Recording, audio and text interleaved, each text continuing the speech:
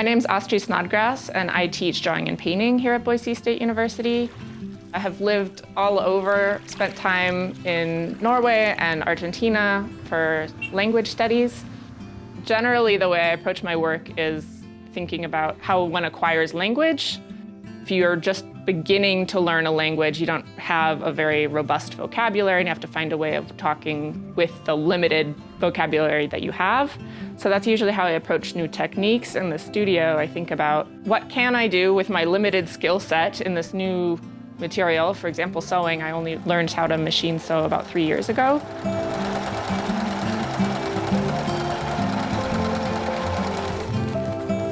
If I'm not discovering something through that process, then I lose interest. So I have to constantly be like searching for something. And I think that right now in the studio, I'm kind of at this point where I'm discovering enough things where I'm still interested, but I'm also becoming capable enough with the technique that I'm able to do something where I have a little bit more control than when I was just starting out working with sewing.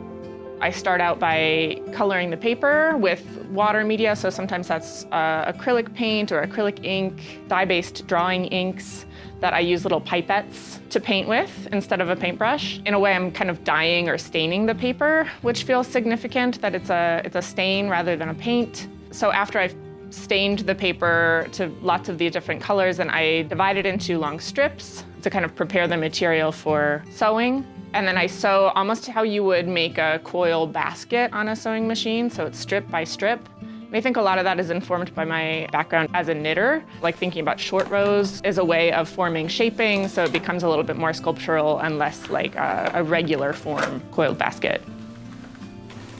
I really love teaching in the graduate program. That's one of the best parts of working here, is being able to work with all levels of students, from undergrads all the way up through the graduate program. The graduate program is unique in that it's very involved between students and faculty. There are a lot of opportunities for the students throughout their MFA experience to present their work in front of the full graduate faculty and have these really in-depth discussions about their work. That's a lovely way to kind of form community with my colleagues as well as with the students, and that's here in this building.